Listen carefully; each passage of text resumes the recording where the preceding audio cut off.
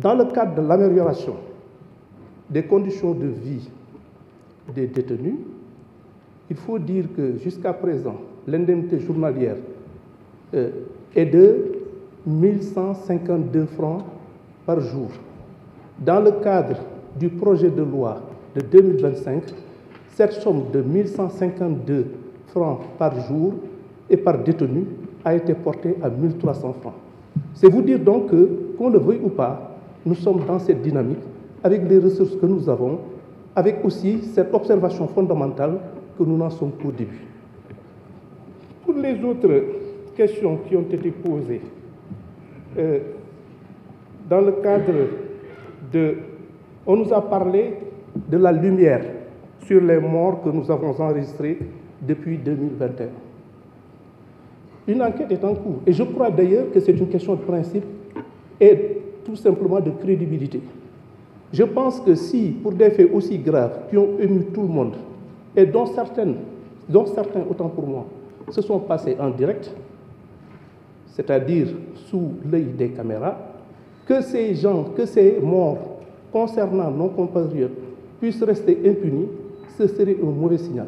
Parce que ce serait tout simplement asseoir, qu'on le veuille ou pas, un climat d'insécurité que rien ne saurait justifier. C'est vous dire donc que c'est une question de principe. Nous allons nous y atteler, nous allons nous efforcer de faire en sorte que toute la lumière soit faite. Et je vous assure que le travail est déjà entamé. Toute la lumière sera faite et toutes les responsabilités seront établies et les personnes mises en cause, surtout les commanditaires, répondront leurs actes.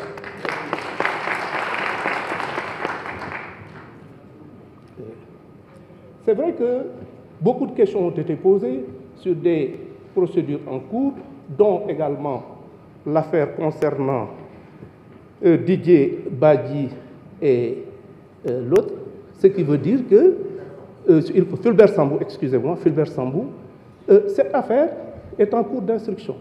C'est-à-dire qu'à l'origine, il a été ouvert une information pour recherche des causes de la mort, mais c'est une priorité également. C'est une question prioritaire. Il va falloir déterminer les conditions dans lesquelles ces honorables gendarmes ont disparu et faire montre de la même détermination pour que les commanditaires et les exécutants de cette ignoble besogne puissent répondre leurs actes de la façon la plus rigoureuse.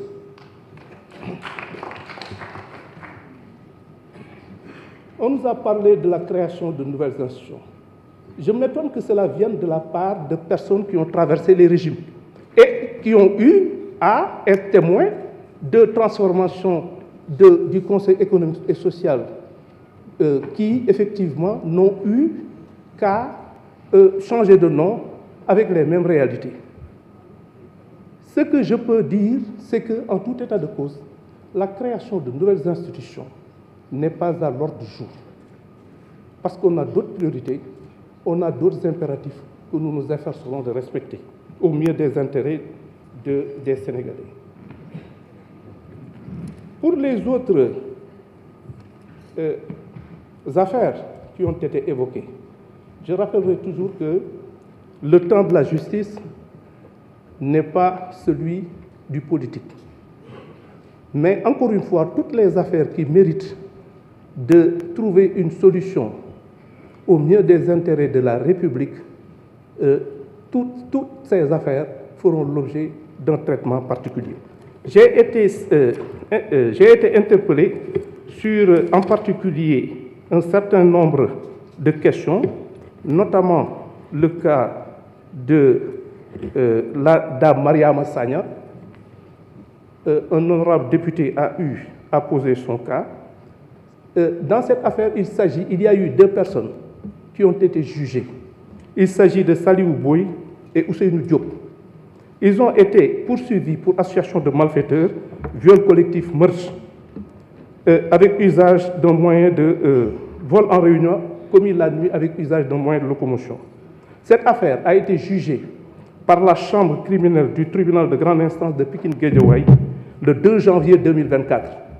Et les accusés ont été condamnés à la réclusion criminelle à perpétuité. Les intérêts de la partie civile ont été réservés. Bon, pour les autres affaires qui ont été évoquées, on nous a parlé des fonds Covid. Ces fonds Covid font l'objet d'une information. Et toute la lumière sera encore une fois apportée à l'ensemble de ces affaires qui feront l'objet effectivement, si c'est d'un suivi rigoureux de la part effectivement de mes services. Bien. On a parlé de la commission d'indemnisation. Il ne s'agit pas d'une commission d'indemnisation, mais plutôt d'une commission d'assistance aux justiciables. Et cette commission est logée au ministère de la Femme.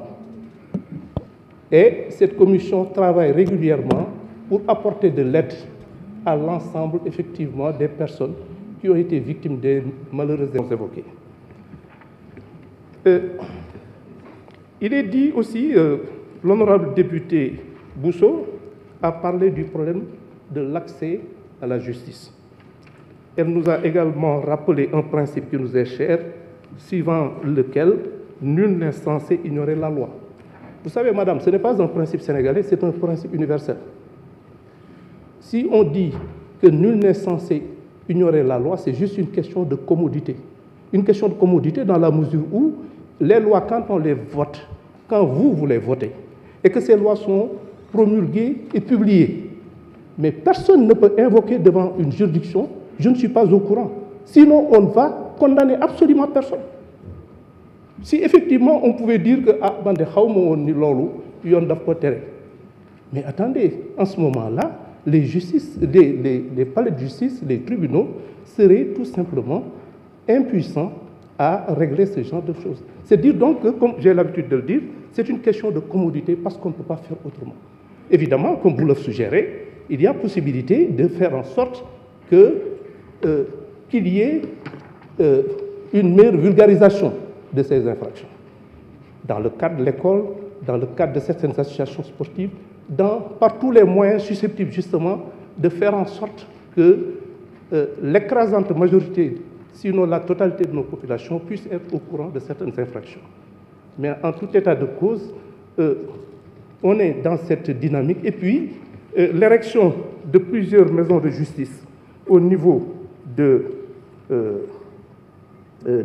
beaucoup de nos villes, comme par exemple à Dakar et dans les régions, qu'il y a effectivement, dont les 6 à Dakar et 25 autres dans différentes communes à travers le territoire national. Elles permettent de rapprocher les citoyens de la justice et dans le cadre de l'installation de nouvelles juridictions et encore une fois, dans le cadre de ces maisons de justice, absolument rien, il n'y a aucun frais à s'acquitter. On n'a absolument il n'y a aucun frais de justice à libérer. En plus, ces maisons de justice ont vocation à régler les conflits entre les populations au niveau local et de prévenir également certains conflits de voisinage. Et les mêmes maisons de justice ont vocation à aider les populations à l'obtention des documents délivrés par les juridictions, casiers judiciaires et autres. C'est vrai que la question a été posée de ces questions de casier judiciaire et de certificat de nationalité. Le problème, c'est qu'effectivement, nous sommes dans ce cadre, dans le cadre de l'automatisation et de la digitalisation. Et si véritablement ces projets que nous avons initiés arrivent à terme, il va de soi que les difficultés rencontrées par nos compatriotes pour acquérir ces documents essentiels